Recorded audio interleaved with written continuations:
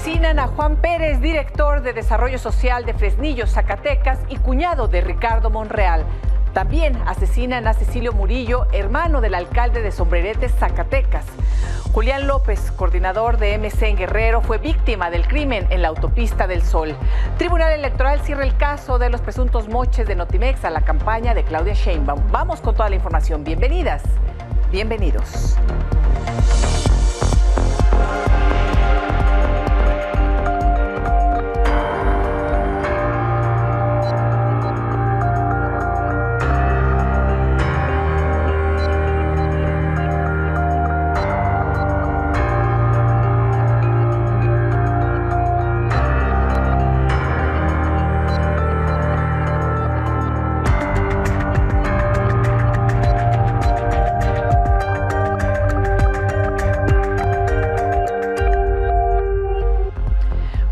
Guardado, director de Desarrollo Social del Ayuntamiento de Fresnillo, Zacatecas, y cuñado del senador Ricardo Monreal, fue asesinado.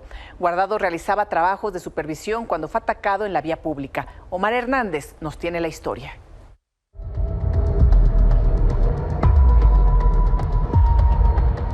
El gobernador de Zacatecas, David Monreal, confirmó que el asesinato de Juan Pérez Guardado no fue un error ni un hecho fortuito. Se trató de un ataque directo contra quien era director de Desarrollo Social de Fresnillo.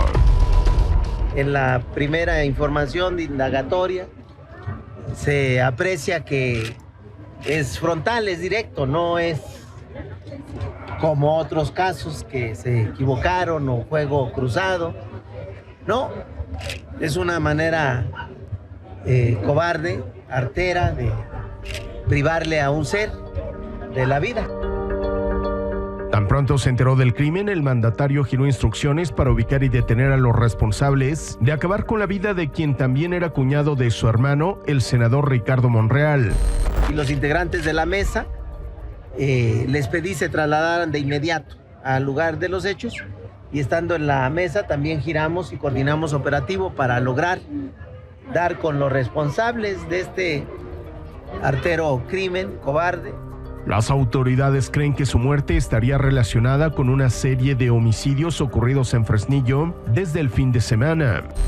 Si mal no recuerdo, serían 7 u 8 acontecimientos y tienen una especie de patrón.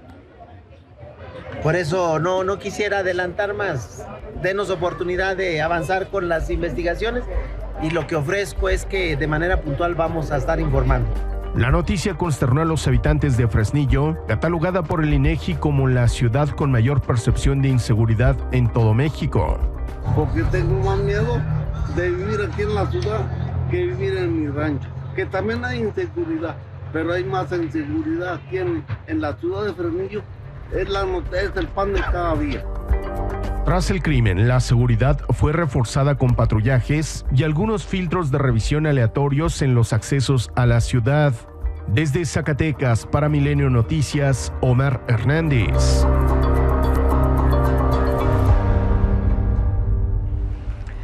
También en Zacatecas, Cecilio Murillo, hermano del presidente municipal de Sombrerete, Alan Murillo, fue asesinado. El homicidio del empresario ocurrió mientras iba en carretera a la altura del municipio de Saín Alto, donde fue atacado por hombres armados. El crimen fue confirmado por el secretario general de Gobierno del Estado, Rodrigo Reyes Muguerza, quien en la mañana veíamos también confirmó el asesinato del cuñado de Ricardo Monreal en Fresnillo. Indicó que ha sido un día complicado en materia de seguridad, sin embargo, los esfuerzos por pacificar Zacatecas continuarán. Y fueron asesinados el ex fiscal especial de recuperación de vehículos, Julio César Cruz, y el ex Ministerio Público Federal, Víctor Alonso Mendoza, en un ataque armado en Iguala, Guerrero.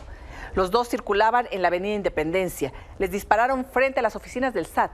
Durante la agresión, una mujer que viajaba en una motocicleta resultó herida de bala. Y Julián López Galeana, coordinador de Movimiento Ciudadano en Guerrero, y dos de sus colaboradores, Deyanira Uribe y Edgar Neri, fueron privados de la libertad cuando circulaban en la Autopista del Sol. Regresaban a Acapulco después de reuniones en la Ciudad de México. Fueron interceptados por un grupo armado después de pasar la caseta de cobro de Palo Blanco. Los hombres los bajaron de la camioneta, los subieron a otra y se los llevaron. En otro sitio los amarraron, los golpearon y los interrogaron para después abandonarlos en un terreno baldío. La dirigencia estatal de Movimiento Ciudadano condenó el atentado y demandó a las autoridades que se investigue y castigue a los responsables. Julián López Galeana, ¿cómo está? Muy buenas noches. Gracias por estar con nosotros.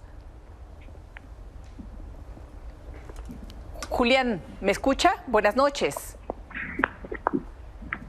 En estos momentos me indican que Julián está en una clínica en revisión después de haber sido atacado por estos hombres junto con su equipo, en donde además, como le comentaba, fueron golpeados, fueron interrogados y después abandonados. Julián, buenas noches. Buenas noches. Julián, ¿está usted en estos momentos en revisión médica? Me indicaban, ¿es así? Me encuentro en el hospital. Sí. Aquí me están atendiendo, derivado de el incidente que tuve hace unas horas acá en Guerrero. Oiga, bueno, ¿cómo se encuentra? ¿Cómo está físicamente? ¿Ya lo revisaron? ¿Y sus compañeros también? Afortunadamente, mis compañeros no sufrieron ningún contratiempo, salvo pues la tortura psicológica de este incidente. A mí en lo personal me ejercieron un poco de violencia, pero estamos bien, afortunadamente, sí, contando esta situación, y muy agradecido, Elisa, por esta oportunidad que nos da de poder compartirlo en el auditorio. Julián, hemos dado seguimiento a la violencia en Guerrero y ahorita a los ataques que están sufriendo servidores públicos, parientes de servidores públicos, de políticos, de funcionarios. Es una situación muy delicada. ¿Usted había recibido algún tipo de amenaza? ¿Lo interrogaron por algún tema en particular? No. Yo descarto esa situación. Afortunadamente, en el desempeño de mis funciones como dirigente del Movimiento Ciudadano Guerrero, nunca habíamos tenido algún contratiempo con ningún tipo de problema. Sí. Yo lo que puedo narrar es que pues este es un incidente de la lamentable ola de delincuencia que existe en Guerrero. Nosotros veníamos regresando de una reunión nacional que tuvimos en la Ciudad de México con mi coordinador nacional, Dante Delgado, en donde realizamos diversas actividades allí en la ciudad. Y bueno, al concluir estas actividades decidí regresar a Guerrero por tierra, y ahí en Chilpancingo, a medianoche, fuimos interceptados por un comando armado. Sí. Que nos despojó de nuestras pertenencias, se llevó nuestro vehículo, el vehículo de la institución, y para sorpresa pues fuimos, nos ingresaron a otra unidad, privándonos de nuestra libertad por unos 2 instantes, y al entender quiénes éramos y qué hacíamos en un interrogatorio que nos hicieron en el trayecto, pues decidieron soltarnos ahí sobre la autopista. ¿Usted recibió algunos golpes? Sí.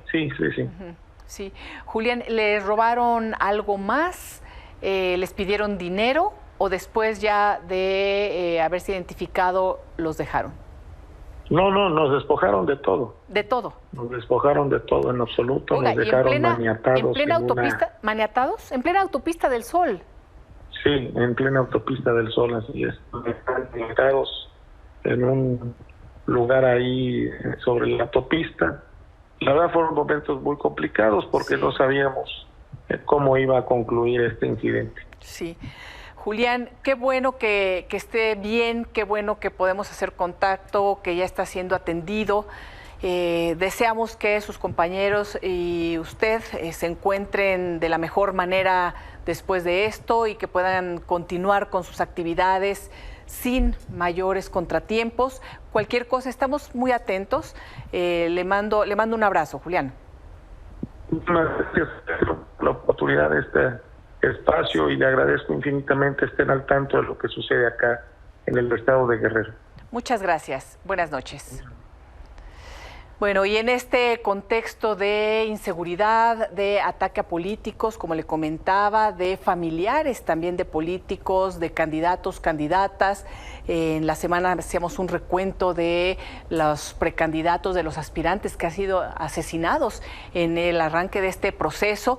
Janet López Ponce, nos tienes información sobre la preocupación que tienen en los partidos políticos de la inseguridad y cuáles son las medidas que va a tomar el INE. Buenas noches, Janet. Muy buenas noches, Elisa. Pues comentarte primero que hoy de manera inédita, por primera vez, el Instituto Nacional Electoral recibió a los partidos políticos para explicarles cómo va a ser este protocolo que se acordó con las autoridades federales para blindar principalmente a las candidaturas del proceso federal. Al término de esta reunión privada que se extendió por casi 3 horas, los representantes de la oposición, particularmente Marco Cortés y Jesús Zambrano, los presidentes nacionales de estos partidos que vinieron aquí hasta esta mesa a escuchar a la consejera presidenta, consideraron que el protocolo, Elisa, es insuficiente. Incluso Jesús Zambrano dijo que sus candidaturas están en riesgo y que el Instituto Nacional Electoral no se está atreviendo a entrar en estos temas. Señalaron que necesitan y seguirán pidiendo cambios. Sin embargo, después de estas declaraciones, la consejera presidenta Guadalupe Tadei ofreció una conferencia de prensa en donde dijo que en la mesa los partidos lo que estuvieron solicitando es que la seguridad sea no solamente para las candidaturas, sino para la ciudadanía y el proceso electoral en general. Lo que dijo de manera contundente, pues no es esta la instancia en la que tienen que solicitarlo, sino a nivel federal. Incluso señaló que el INE no tiene facultades, como lo han venido diciendo incluso desde procesos anteriores, no tiene facultades para ejercer atribuciones de seguridad, pues esto no le corresponde, es competencia del gobierno federal, y señalaron en estas mesas es así como seguirán pidiéndolo. En contraste, el representante de Morena no acudió Mario Delgado, estuvo Sergio Gutiérrez Luna, Elisa, quien dijo que de su parte pues no ven en este momento riesgo y que a diferencia de la oposición que consideró toman el tema como politiquería, ellos van a actuar con responsabilidad en las exigencias que se hagan tanto a la autoridad electoral como a las autoridades de seguridad, Elisa. Janet, muchísimas gracias por el reporte. Seguimos pendientes. Buenas noches. Muy buenas noches. Buenas noches. Y en Culiacán, Sinaloa, un joven cuidó el cuerpo de su padre, quien acababa de ser baleado. La Fiscalía General del Estado señaló que ya tiene datos sobre este ataque que tuvo lugar a principios de mes en la carretera Culiacán-El Dorado. Sin embargo, se reservó la información.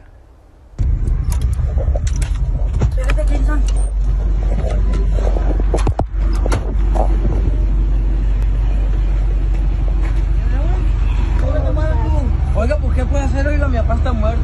¿Qué puedo hacer? Ay, ¿qué quiere que viene que le truena? ¿Tú también lo puedes? Vete. Y este fin de semana regresaron a sus hogares habitantes que habían sido desplazados por la violencia en Socoltenango, Chiapas. Estas son las condiciones en las que regresaron.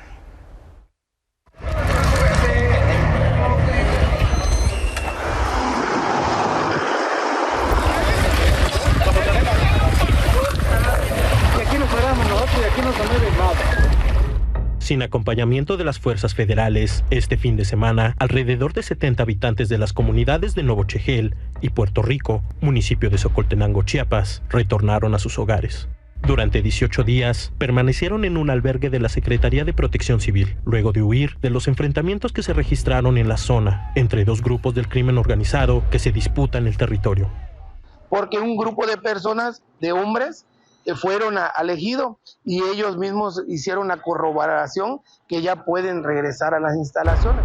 El 16 de enero inició el éxodo de las familias de la región sierra fronteriza de Chiapas. Se desplazaron por lo menos 2.300 pobladores que se refugiaron en los municipios de Socoltenango, Comitán y Tzimol. Los hombres y mujeres colocaron sus pertenencias en costales, subieron uno a uno a los vehículos de transporte público, mientras la policía municipal transportó sus objetos personales en patrullas. Barren 2 colectivos por familia.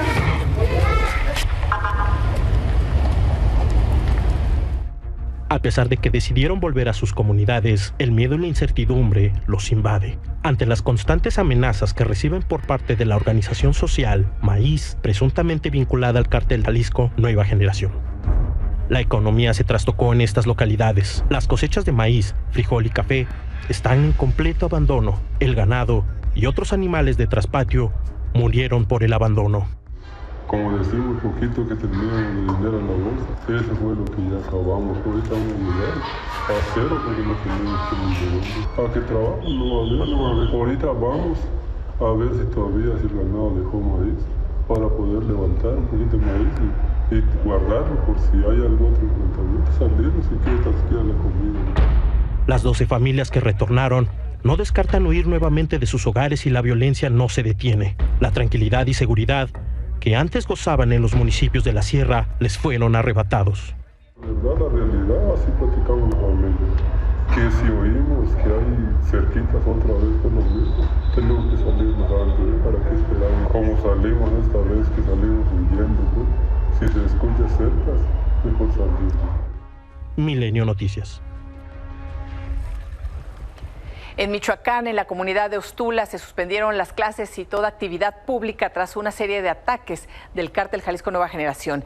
De acuerdo con la comunidad perteneciente al municipio de Aquila, desde la tarde del lunes se registraron las agresiones. Indicaron que las actividades se suspenderán hasta que haya mejores condiciones. Exigieron la inmediata desarticulación del grupo. Por tercer día consecutivo permanece el paro del transporte público en Chilpancingo, Guerrero. Nuevamente las calles de la capital lucieron semivacías por cierre de comercios y suspensión de clases debido a la violencia. Taxis y urbans fueron resguardados por los transportistas.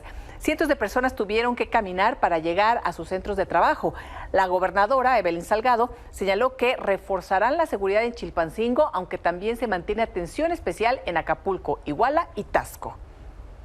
Taxistas de diferentes sitios del puerto de Acapulco bloquearon el Boulevard Vicente Guerrero en exigencia de mayor seguridad, luego de que anoche fue asesinado un conductor en la colonia Miguel de la Madrid. Con pancartas en mano señalaron no ser delincuentes, indicaron que se sienten acosados y tienen miedo de no regresar a sus hogares.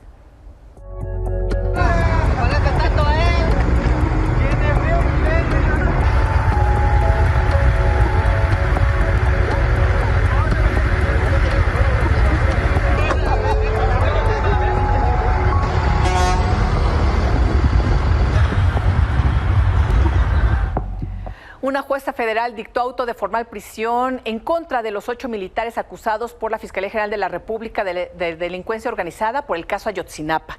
Los miembros de la Sedena permanecerán en la prisión del campo militar número 1 mientras enfrentan su proceso. Y un grupo de familiares de los normalistas de Ayotzinapa, quienes han marchado a favor del exalcalde de Iguala, José Luis Abarca, acusado también por esta situación, se reunirán en los próximos meses con el presidente López Obrador. Así lo aseguró uno de los voceros tras una sesión de la Comisión para la Verdad y Acceso a la Justicia del caso Ayotzinapa. Es la primera reunión a la que no son convocados el Centro de Derechos Humanos Miguel Agustín Pro Juárez ni el Centro de la Montaña Tlachinolan. Tampoco las madres y padres que estas organizaciones representan. Ya nos habían indicado en este espacio que están tratando de dividir a las familias desde el gobierno federal. La información ha estado llegando a los padres, a los abogados, a los representantes legales. Ahorita lo que nos informan principalmente es de que se sigue abierta la investigación, siguen haciendo los trabajos de campo y que en puntos específicos en el Guerrero se están llevando a cabo precisamente ahorita los trabajos de búsqueda. De los padres de familia no hay ruptura, al contrario, están más unidos que nunca en el sentido del sentimiento, de la búsqueda, de la lucha por la verdad y la justicia.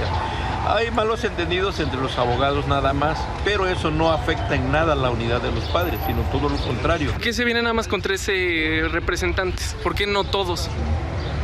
Por lo que te comentaba, queremos nosotros evitar precisamente eso que manejan los abogados en los medios y los medios lo aprovechan para magnificar algo que no existe, ¿verdad? Y bueno, buscamos nosotros que los mismos padres sean quienes platiquen, se coordinen, para que sean ellos los que decidan y que no decidan quienes los representan.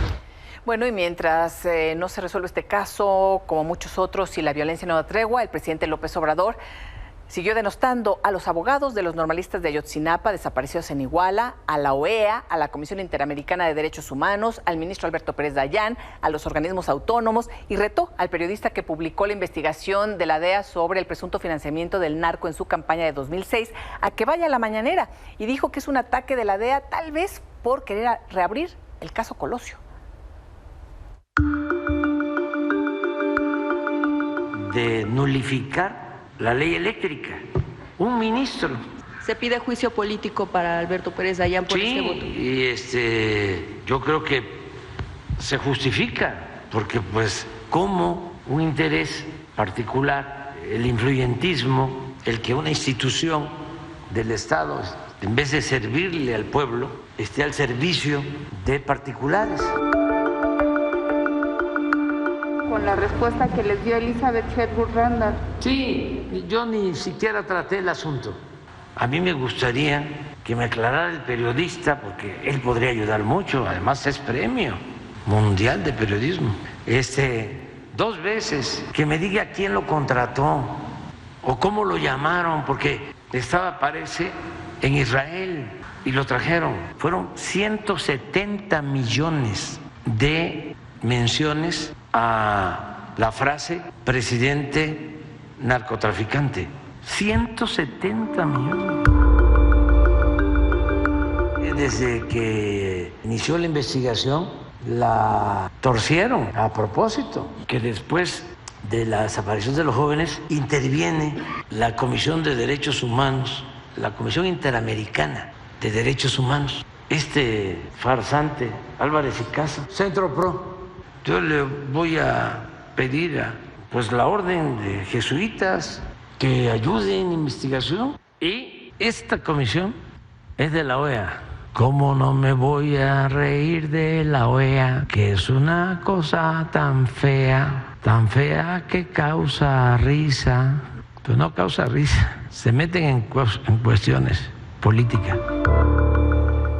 Y el Centro Pro reaccionó a lo que dijo esta mañana el presidente. En Twitter escribió sobre el caso Ayotzinapa. Hoy en la conferencia mañanera presidencial se denunció una supuesta intervención ilegítima de la OEA mediante la Comisión Interamericana de Derechos Humanos en el caso y se exigió de nuevo investigar la actuación del Centro Pro. La información es falsa. En la conferencia se mostró el acuerdo para la incorporación del GIEI en 2014. Este documento es público. Se trata del convenio tripartita por el que el GIEI brindó asistencia técnica a México en el caso. No es ni ilegal ni ilegítimo y permitió una cooperación internacional fundamental para mostrar la falsedad de la verdad histórica. Tan se trata de un acuerdo legítimo y tan se reconoció este apoyo que en 2020 el actual gobierno firmó un acuerdo similar con la Comisión Interamericana de Derechos Humanos. Culpar a la OEA, a la Comisión Interamericana, al GIEI, actores políticos, jueces, organizaciones civiles o a las víctimas por no poder esclarecer el caso es una manera de distraer la atención de lo relevante, la incapacidad de la Fiscalía General de la República y la obstaculización generada por la Sedena, hoy más empoderada que nunca.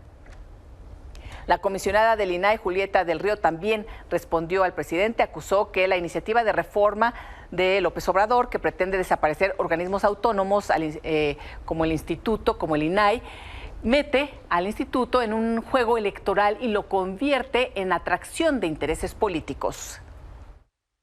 Podemos decir que estamos ajenos, porque sí estamos inmersos. Nos metieron a un juego electoral donde nosotros no pedimos, digo, hay que ser sinceros. ¿Por qué? Porque también pues vamos a hacer este cultivo para que varios actores políticos de diferentes partidos se aproximen a nosotros con la promesa de que van a evitar esta iniciativa. Yo creo que debemos de tener la madurez técnica y política para no caer en eso. El Senado tuvo su primera sesión. Las reformas del presidente López Obrador, sus iniciativas, fueron motivo también de discusión. Es que hoy proponemos ante este pleno que se discuta un punto de acuerdo y que sea de urgente y obvia resolución. Proponemos que el Senado de la República exhorte al titular del Ejecutivo Federal, Andrés Manuel López Obrador, para que acuda ante los tribunales de Estados Unidos de América y presente una demanda por las acusaciones en su contra. Damos el paquete de reformas que envía nuestro gran presidente de la República, Andrés Manuel López Obrador, un hombre honesto, impecable. Por eso es el mejor presidente del mundo y no vamos a aceptar que quieran manchar su nombre. Es un gran presidente, el mejor. Yo me pronuncio sin duda a favor de estas reformas, planteamientos, iniciativas que presenta el presidente Andrés Manuel López Obrador. Está impedido hablar en las elecciones, lo que inventa son 20 iniciativas para desde la mañanera seguir interviniendo en el proceso electoral. Es muy preocupante, son 20 iniciativas y es curioso, pero tenemos 20 sesiones en el Senado de la República. Una pausa y volvemos con más información. Esta tarde se confirmó que el exdiputado de Morena, Saúl Huerta, fue sentenciado a 22 años de prisión por el delito de violación en agravio de un menor de edad. Huerta agredió sexualmente también a otros menores. Un tribunal de justicia de Puebla estimó que saldría de prisión en 2046. Sin embargo, aún está en proceso de juicios por los otros 2 casos. Y al principio, cuando se dio a conocer esta información, quisieron cubrirlo, protegerlo, miembros de Morena. En 2021, Ignacio Mier, coordinador de Morena en la Cámara de Diputados, defendió a Saúl Huerta.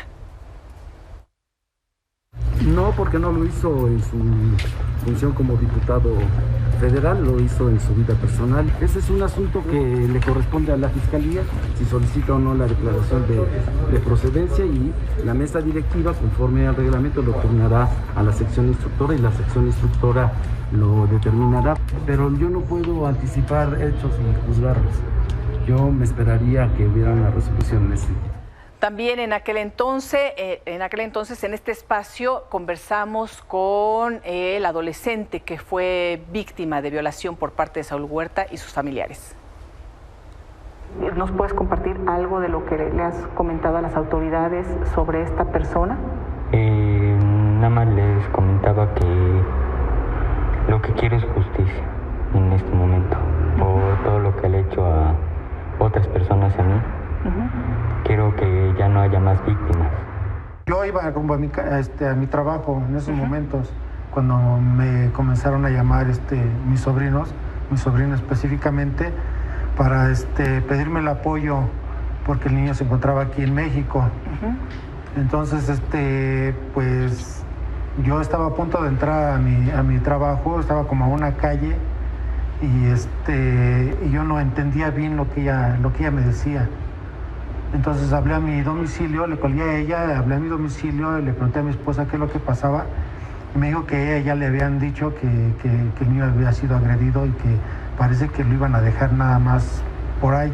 Ya fue que ya tiene el diputado Saúl Huerta le habla por teléfono a mi esposa diciéndole que no había pasado nada, que no le había dicho nada a mi hijo. Ya después de ahí, pues él solito, pues ahora sí que se fue poniendo la soga al cuello. ¿En qué aspecto? En que pues ofreció dinero, le ofreció 200,000 pesos a mi esposa. ¿Ustedes reciben algo? Porque después él dice son extorsionadores, parte de estas justificaciones que escuchamos también decir. Sí. Él comentaba que somos la mafia del poder, que somos extorsionadores. Realmente no sé por qué lo comenté, a fin de cuentas, él fue hasta la casa, tenía la ubicación, él llevó una despensa, o sea, él nada más dio una despensa, o sea, invitó a mi hijo a trabajar a su campaña y él mandó un mensaje, porque tenemos mensajes y WhatsApp, donde decía que quería que trabajara mi hijo en la campaña, volanteando. Entonces yo no sé por qué comenté ahorita que extorsionadores, como de dónde. Y el día de hoy, al salir del reclusorio norte y luego de que se aplazara nuevamente la audiencia intermedia, el periodista Ciro Gómez Leiva expresó que fue difícil encontrarse con las 13 personas acusadas por el atentado que sufrió en diciembre del 2022. Agradeció a la Fiscalía General de la República, al Poder Judicial, pero también comentó que los avances que se tienen son solo la planta baja del caso. Faltan varios pisos para llegar al autor intelectual. La sensación es difícil al haberme topado con las personas que de acuerdo con la autoridad me agredieron. Es una sensación difícil, es dura. No le deseo el mal a nadie, absolutamente a nadie. Si ellos fueron, puede hablar, tendrá que enfrentar a la justicia. Suponiendo que ellos son los culpables, estamos en la planta baja. De aquí a cuántos niveles quedan para llegar al autor intelectual, no lo sé, pero creo que faltan todavía varios pisos. La Sala Superior del Tribunal Electoral del Poder Judicial de la Federación determinó que la periodista Denise Dresser no cometió violencia política de género en agravio de la diputada morenista Andrea Chávez. Por lo tanto, se le revocó la multa económica de 20,000 pesos, así como las sanciones que le había impuesto el propio tribunal. El proyecto presentado por la magistrada Mónica Soto señala que las expresiones de la politóloga están amparadas en el ejercicio de la libertad de expresión y la actividad periodística al estar relacionadas con el uso indebido de recursos públicos. Denise Dresser fue denunciada porque utilizó expresiones como es un tema de faldas, tener una novia en la campaña y no sabemos si era novia o no, al referirse a Andrea Chávez y sus aspiraciones políticas en una mesa de análisis, de debate y de opinión. Y el Tribunal Electoral también le dio carpetazo a los supuestos moches en Notimex para la campaña presidencial de Claudia Sheinbaum. Consideraron que los dichos de San Juana Martínez, exdirectora de la extinta agencia Notimex, son insuficientes para considerar la veracidad de los hechos. Con los votos a favor de los magistrados Felipe de la Mata, Felipe Fuentes y la magistrada Mónica Soto, y solo los votos en contra de los magistrados Reyes Mondragón y la magistrada Yanín Otálora, desecharon la denuncia hecha por el PRD. Y el Partido Acción Nacional presentó en Washington ante la Comisión Interamericana de Derechos Humanos una denuncia por el incumplimiento de las obligaciones internacionales del gobierno federal. A través de un comunicado informó que los señalamientos por homicidios, desaparición forzada, violaciones a derechos humanos, ataques a periodistas, se mantienen impunes y son denunciados por colectivos, organizaciones y activistas que documentan cientos de casos a lo largo del país. Indicaron que Acción Nacional dará seguimiento puntual a esta demanda y exigieron del gobierno acciones claras y efectivas en cada una de las áreas señaladas en el examen periódico universal de la ONU. Para presentar esta denuncia para que esta Comisión Interamericana de los Derechos Humanos designe o determine la responsabilidad del gobierno de Morena ante la grave crisis de los derechos humanos. Este informe fue realizado por diferentes organizaciones civiles que en México día a día trabajan por el tema de los derechos humanos. Estaremos dando seguimiento puntual a este tema y desde aquí estamos todos juntos unidos por el tema de los derechos humanos.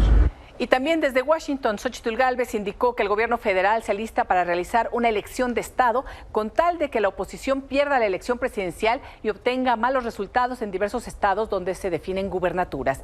Ahí mismo, el candidato a la jefatura de gobierno, Santiago Taboada, señaló que denunciará ante los organismos internacionales la intromisión del gobierno federal en la elección de la Ciudad de México.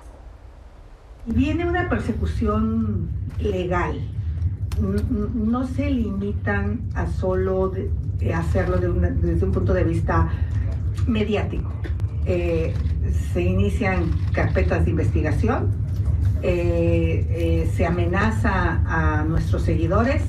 Y la venimos a denunciar con nombres y apellidos, tanto a la Comisión Interamericana como a la OEA, porque vemos muchísimo riesgo en esta elección de Estado.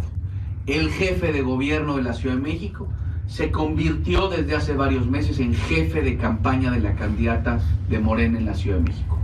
Una pausa y volvemos.